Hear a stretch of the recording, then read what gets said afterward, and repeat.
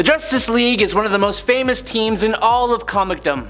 With the apparent death of the Justice League in the Dark Crisis event, we are left wondering who will come to take their place. And in that story, we also get to see some new characters step into the Justice League that may surprise you. I'm Adam Andrews, and today on Top 10 Nerd, I'm going to break down the top 10 strongest new Justice League members. Number 10, the Wonder Twins. Look, they aren't really Justice League members, but they were interns, which is like part of the way there, right? Maybe. If you watched that video about weird DC multiverse characters, then you know these two.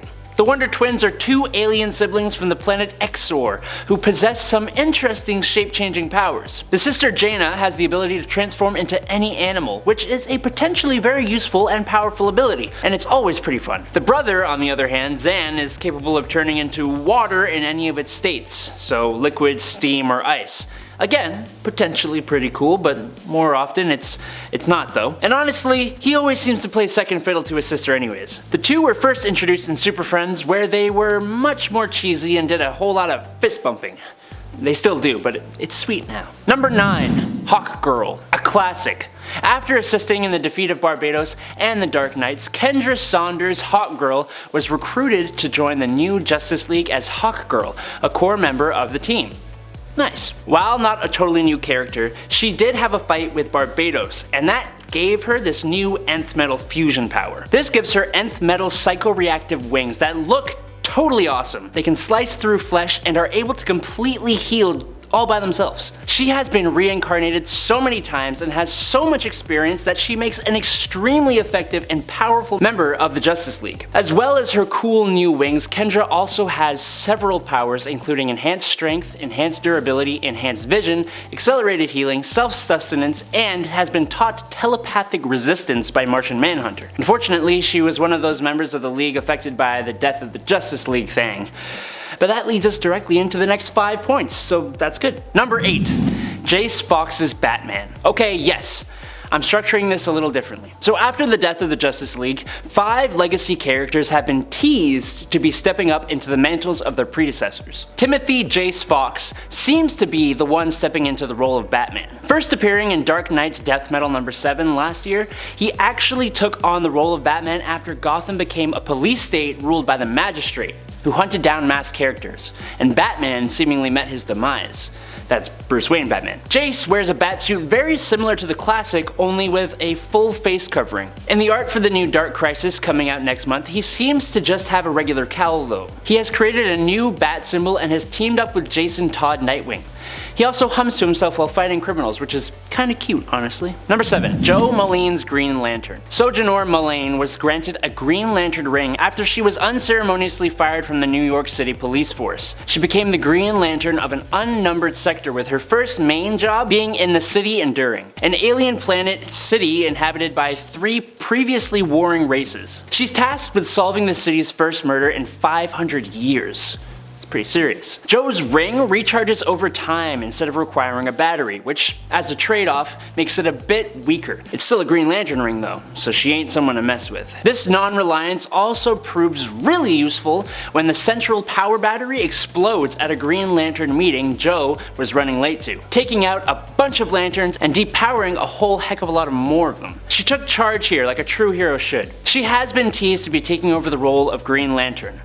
Obviously. Number 6, Jackson Hyde's Aquaman. Jackson Hyde is actually the son of one of Aquaman's main villains, Black Manta, but luckily he fights for justice, hence being part of this video. As Aqualad, with his hydrokinesis and Atlantean powers, he has been a part of the Teen Titans, Young Justice, and has fought alongside Aquaman against his own father, and has even temporarily stepped into the mantle of Aquaman in one of his major story arcs. He has proven himself capable, if not a little undisciplined, and he, alongside Jo Mullein, Jayce Fox, Yara, Flor, and Jon Kent, was part of the alternate Justice League in Future State, so we know he has the means to take over the role. Just like the last two, he is poised to take over the position of Aquaman, allegedly, in the upcoming Justice League. Number 5, Yara Flor's Wonder Woman. Ayla was an Amazonian who left Themyscira and settled in Brazil, where she fell in love with a Brazilian river deity, you know, like you do. The child these two would create became the Amazonian Brazilian demigod Yara Flor. Living in an Amazonian village, they were attacked by agents of the Greek gods,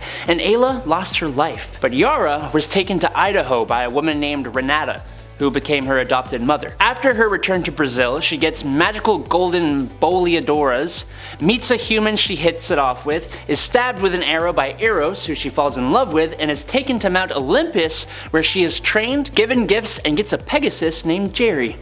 Nice. She's offered the role of becoming Hera's champion, but after learning of her true origins, she refuses, and after a lot of scuffling, she brings some Amazons to defeat those responsible for the de-lifing of her own mother. She has become Wonder Girl, and was Wonder Woman in that future state Justice League I keep talking about to defend my reason for putting these characters on this list. It'll be cool to see her actually step into the role of Wonder Woman, if that's what happens. Number 4, Jon Kent. And last, but extremely not the least, apparently, stepping into the role of Superman in the Justice League will be none other than his own son, Jonathan Samuel Kent. Look, it just makes sense.